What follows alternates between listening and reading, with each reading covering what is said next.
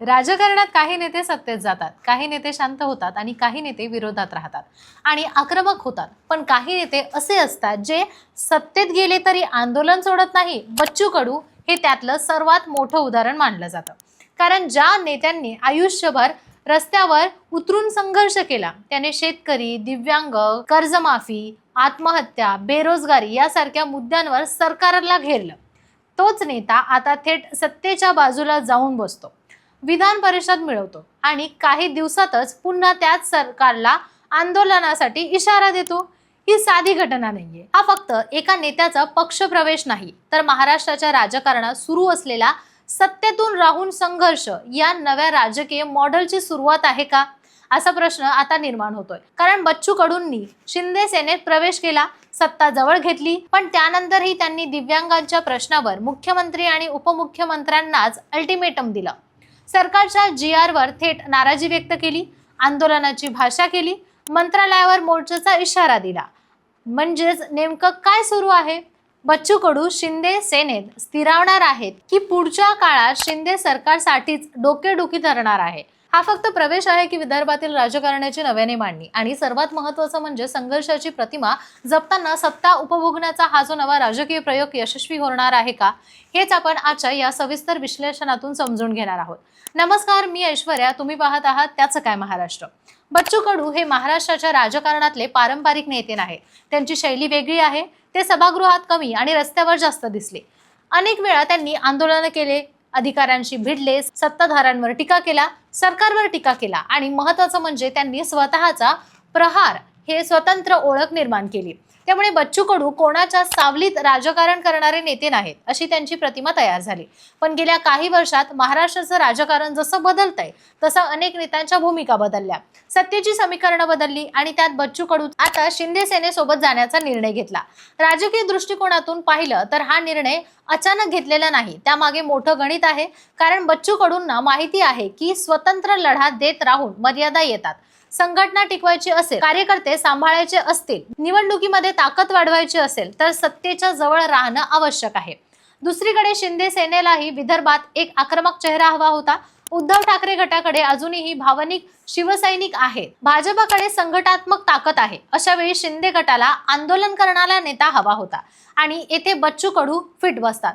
मात्र खरी गंमत पुढे झाली. कारण प्रवेशानंतर सामान्यपणे नेता शांत होतो, सरकारची बाजू घेतो, टीका कमी करतो. पण बच्चू कडू पहिल्याच मोठ्या मुद्द्यावर सरकारला लक्ष केलं. दिव्यांगांच्या प्रश्नावर त्यांनी आक्रमक भूमिका घेतली. सरकारच्या GR मुळे अनेक दिव्यांगांना मानधनापासून वंचित राहावं लागत असल्याचा आरोप त्यांनी केला. UTI कार्ड मिळेपर्यंत मानधन थांबवण्याचा निर्णय चुकीचा असल्याचं त्यांनी स्पष्ट सांगितलं आणि इथूनच राजकीय चर्चांना सुरुवात झाली. कारण हा फक्त सामाजिक मुद्दा नव्हता, हा थेट राजकीय संदेश होता. बच्चू कडूंनी अप्रत्यक्षरित्या सांगितलं की मी सत्तेत आलोय म्हणजे गप्प बसणार नाहीये. त्यांनी मुख्यमंत्री कार्यालयावर मोर्चा काढणाऱ्या दिव्यांगांचा मुद्दा उचलला, सरकारला अल्टिमेटम दिलं. 19 तारखेला मंत्रालयावर आंदोलनाचा इशाराही दिला. म्हणजेच शिंदे सेनेत प्रवेश केला असला तरी त्यांची आंदोलनाची शैली कायम राहणार आहे, असा संदेश त्यांनी कार्यकर्त्यांनाही दिला आणि जनतेलाही. आता यामागचा राजकीय अर्थ समजून घेणं महत्वाचं आहे. बच्चू कडूंना माहिती आहे की त्यांची खरी ताकद संघर्ष आहे. जर ते संपूर्णपणे सत्ताधारी नेत्यांसारखे वागू लागले तर त्यांची वेगळी प्रतिमा संपेल. कारण लोक त्यांना मंत्र्यापेक्षा आंदोलनकर्ता म्हणून जास्त ओळखतात. त्यामुळे सत्ता आणि संघर्ष यांच्यात तोल राखण्याचा प्रयत्न ते करताना दिसत आहे. म्हणजेच एका बाजूला विधान परिषद सत्तेची जवळी तर दुसऱ्या बाजूला रस्त्यावरची भाषा कायम. पण हा प्रयोग जितका आकर्षक दिसतो तितकाच धोकादायकही आहे. कारण शिंदे गटात आधीपासूनच विदर्भातील अनेक मजबूत नेते आहेत. प्रतापराव जाधव, संजय राठोड, संजय गायकवाड, नरेंद्र भोंडेकर, कृपाल तुमाने, भावना गवळी अशी अनेक नावे आहेत. त्यांनी सुरुवातीपासूनच शिंदे सोबत राहून पक्ष उभा केला. प्रत्येकाचा स्वतःचा प्रभाव आहे, प्रत्येकाचं स्वतःचं राजकीय क्षेत्र आहे. अशा वेळी बच्चू कडू सारखा स्वतंत्र प्रतिभेचा नेता येतो आणि थेट चर्चेतही राहतो. त्यामुळे अंतर्गत अस्वस्थता वाढण्याची शक्यता नाकारता येणार नाहीये. कारण राजकारणात एक गोष्ट खूप महत्वाची आहे, जुने विरुद्ध नवे आणि शिंदे सेनेत आता तो संघर्ष दिसू शकतो. बच्चू कडूंना जास्त महत्व मिळालं तर जुन्या नेत्यांना नाराजी वाटू शकते आणि जुन्या नेत्यांना प्राधान्य दिलं तर बच्चू कडू अस्वस्थ होऊ शकतात. कारण ते आदेश घेऊन राजकारण करणाऱ्या शैलीचे नेते नाहीत. त्यांची भाषा थेट असते, त्यांची शैली भिडणारी असते. त्यामुळे भविष्यात शिंदे सेनेत अंतर्गत संघर्ष उफाळण्याची शक्यता राजकीय वर्तुळात बोलली जात आहे. यात आणखी एक महत्त्वाचा मुद्दा म्हणजे भाजप. कारण विदर्भात शिंदे गटातील अनेक नेते भाजपशी जवळीक ठेवून राजकारण करतात. पण बच्चू कडूंनी पूर्वी भाजपावर जोरदार टीका केली होती. कर्जमाफी आंदोलनाच्या काळात त्यांनी नरेंद्र मोदींपासून राज्य सरकारपर्यंत अनेकांवर टीकेचा निशाणा साधला होता. त्यामुळे भाजपाच्या स्थानिक नेत्यांमध्ये अजूनही त्यांच्याबद्दल पूर्ण स्वीकार झालेला नाहीये, अशी चर्चा राजकीय वर्तुळात ऐकायला मिळते. म्हणजेच बच्चू कडूंचा प्रवेश हा फक्त शिंदे सेना विरुद्ध उद्धव ठाकरे गट इतकाच विषय नाही. यात भाजपचं स्थानिक राजकारण, विदर्भातील वर्चस्व आणि आगामी निवडणुकांची तयारी हे सगळं गुंतलेलं आहे. विशेषतः स्थानिक स्वराज्य संस्था आणि विधानसभा निवडणुकीच्या पार्श्वभूमीवर हा प्रवेश महत्त्वाचा ठरतो. कारण बच्चू कडूंकडे अजूनही ग्रामीण भागात एक वेगळी पकड आहे.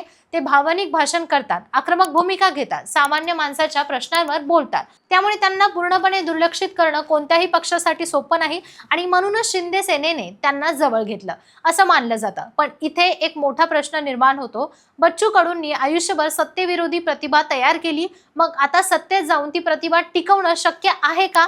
कारण जनतेलाही आता हे दिसतंय की आंदोलन करणारा नेता आता सत्तेचाच भाग आहे. त्यामुळे पुढच्या काळात बच्चू कडूंना प्रत्येक आंदोलनात हा प्रश्न विचारला जाऊ शकतो की तुम्ही स्वतः सरकारमध्ये आहात, मग आंदोलन कोणा विरुद्ध? आणि हाच त्यांच्या पुढच्या राजकीय प्रवासातील सर्वात मोठी कसोटी असणारा आहे. कारण विरोधात राहून आंदोलन करणं सोपं असतं, पण सत्तेत राहून सरकारलाच अल्टिमेटम देणं हा वेगळाच गेम असू शकतो. त्यात संतुलन बिघडलं तर दोन्हीकडून नुकसान होऊ शकतं. सत्ता नाराज होऊ शकते आणि जनतेला ही भूमिका दुटप्पी वाटू शकते. मात्र बच्चू कडूंच्या राजकारणाकडे पाहिलं तर ते नेहमीच अनपेक्षित निर्णय घेणारे नेते राहिले आहे. ते कोणत्याही चौकटीत पूर्णपणे बसत नाहीत आणि म्हणूनच त्यांचं पुढचं पाऊल महत्त्वाचं ठरणार आहे. ते शिंदे सेनेत स्थिरावून मंत्रिपदाच्या दिशेने जातील की पुन्हा एकदा आक्रमक आंदोलनाची मालिका सुरू करून स्वतःची स्वतंत्र ओळख जपतील? हा प्रश्न आता महत्त्वाचा ठरणार आहे. आणि म्हणूनच हा फक्त एका नेत्याच्या पक्षप्रवेशाचा विषय राहिलेला नाही, तर महाराष्ट्राच्या बदलत्या राजकारणाचा आरसा बनला आहे, जिथे विचारसरणीपेक्षा राजकीय गरज महत्त्वाची होती. संघर्ष आणि सत्ता एकाच मंचावर उभे राहतात आणि प्रत्येक नेता स्वतःची जागा टिकवण्यासाठी नवं राजकीय गणित मांडताना दिसतो. पण या सगळ्यात एक प्रश्न अजूनही अनुत्तरित आहे.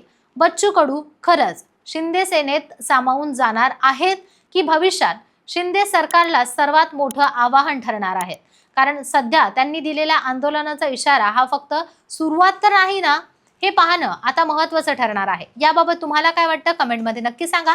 बाकी राजकारणाच्या आखाड्यात आपली नजर कायम असणारच आहे, तेव्हा कुठेही जाऊ नका. पाहत राहा, सबस्क्राईब करा त्याचं काय महाराष्ट्र.